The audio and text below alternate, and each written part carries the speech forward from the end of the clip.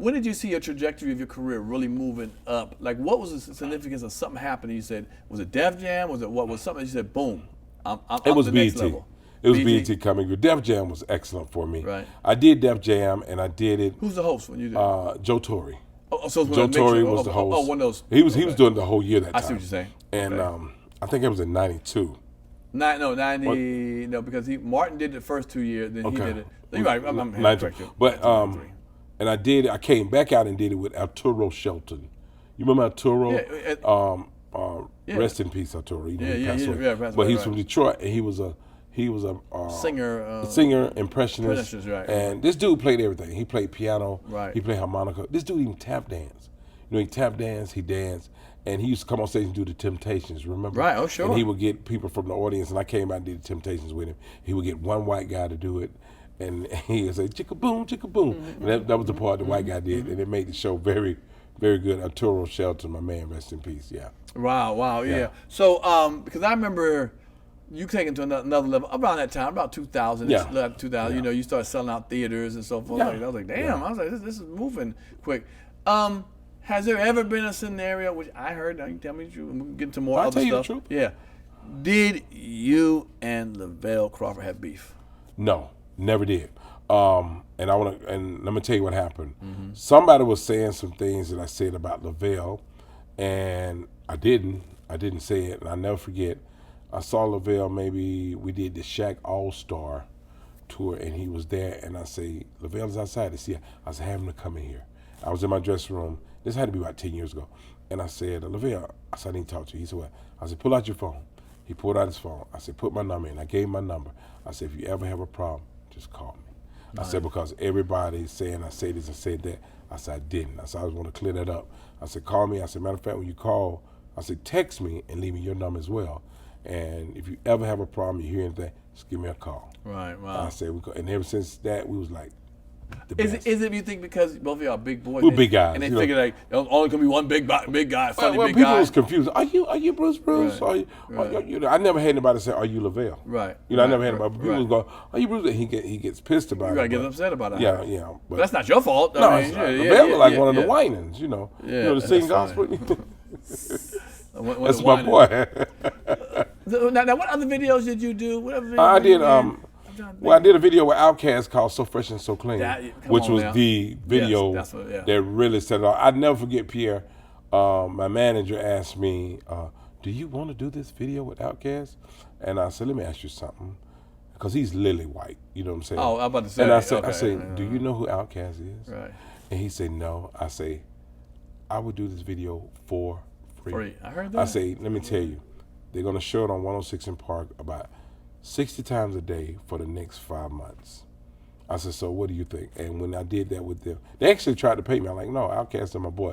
But by me being not taking a payment, they put me in 2 movies. They put me in Idlewild. I was in Alabama, and then I did another movie with them called Who's Your Caddy? Remember, I was the bookie. Yep. So that just come from just being real. I was their homeboy. I was like their big brother. They put me in the video, and So Fresh So Clean blew up. Come on now. I mean, it blew up, and it got me so much work, and that's how I got the movie The Wash. They saw me in So Fresh Clean, and DJ Pooh called me and say, I want that dude to be in The Wash. And I played the security guard. You was in The Wash with me. I'll talk about that one second. You was in that with the One girl. thing I like also about Atlanta, I felt like you guys helped each other out. Oh, that's where it is. I'm from D.C. They don't help each other out like that, okay? Yeah, that's what we do. A lot of cities don't. Chicago might hear complaints, but Atlanta, I felt like the rappers help the other comedians out, and the R&B singers, they put each other in stuff. When I'm in town, if I do the State Farms Arena here in Atlanta, which is right around the corner here, if I do that, I have rappers call me, like Cujo Goody, my main man, Gip. They like, hey man, want to come to the show? Can you put us down? Of course I can. Right, sure. I mean, we homeboys, you know what I'm saying? Go. So That's whatever beautiful. you want. And whenever they hear or they do something, I've been out of town in other cities and call them, and they like, we got you. Right, good stuff. stuff. So that's how we do things, man. Good stuff. So that's how you got the Wash. We both did The Wash. The Wash. When I played the security guard. Of course, I remember that. And DJ Pooh is very funny. You know, very right. He helped write Friday with Ice Cube. He did. And I was around him. He put me. I went to audition for a part. Didn't get the part, but he's like, "Man, you're so funny. I need you in my movie. Can you just do something in my movie?" I said, DJ Pooh was a bad dude. Man. Yeah. He was a bad dude, and he helped write Friday's the first one and the third one. He didn't do the second one. Right. He did the third Well, one, okay, the which second was one. oh my God, Yeah. that third one. With Cat Williams and all them. Oh yeah, Cat Williams. Cat Williams said you can lead a whole to a water player, but you can't make a thing. You dig what I'm saying? So yeah. You enjoy acting?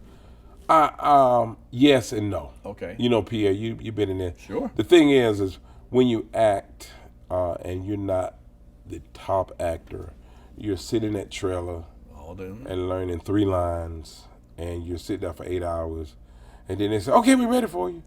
And then you go out there and you're there for an hour and you go. You know, so yes and no. It's Right. I love it.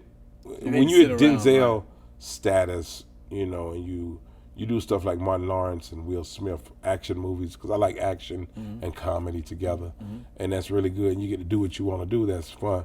But Denzel tells the director, "I'm gonna give it to you 4 different ways." So when you get that big, you can just tell the director how you gonna do it. Right. Because I get to you 4 different ways. You pick the way you want. So I'm like, whoa. Wow. So that's the man. I tell you something else. Jack Nicholson. He says you have 5 minutes to say action once I get on that set. You call me out my room, you have within 5 minutes to say action. So ain't no lighting and hold on. Yeah. He said when you walk out there, you better be ready. Oh yeah. You know what I'm saying? When you get that kind of status. Now I tell you what helps me out a little bit when I've done movies and I'm in the trailer. Because you're right, that trailer should somebody. Oh yeah, man. You're like, I'll either have people who want to do articles with me or come, write something on me or something like that. Been trying to get with me. I have them come on set and fucking, we'll sit and talk like we're doing now. That's cool. Some article, That's cool. that. Or I'll invite some friends, to come hang out. Everybody wants to hang out, but it's funny. People want to hang out for about an hour. And they're like, this is bullshit. This is boring as hell, man. I'm ready to get it's hot out here. This ain't fun. After you run to the craft services 2 or 3 times, they got jelly belly. Yeah, then you're sweating. Yeah. As soon as you get on the set, you're sweating even more because you're nervous. Right, and then the makeup come and pat you down by 300 pounds. Sure, you know what I'm saying? So, yes and no. Sure, it's no, good. no. It's good and yes and no. Right. You when you do a movie, you just better have some patience. Right, Be ready to spend all day there. Right. It's different than comedy. When we do comedy, we go off stage, 20 minutes, 25 minutes, whatever we do, bam, we out there, get the money, let's go. You know what I'm saying? Stand-up is always going to be your love. I know that, right? It's always going to be your love. Yeah, it is. It's funny, I was just talking recently to George Wallace, and I was telling him about, what I consider what real comics are. Just mine, a couple of comics you talk about it. Ones who always do comedy. I don't know if you're a true comedian if you blow up and stop.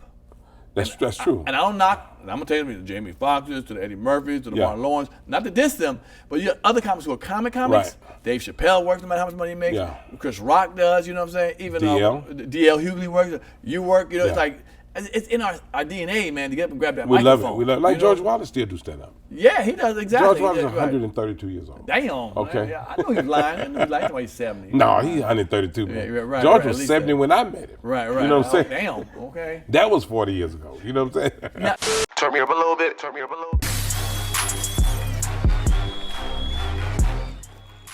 if you like that clip, hit the subscribe button or the notification bell. In fact, why don't you hit both of them?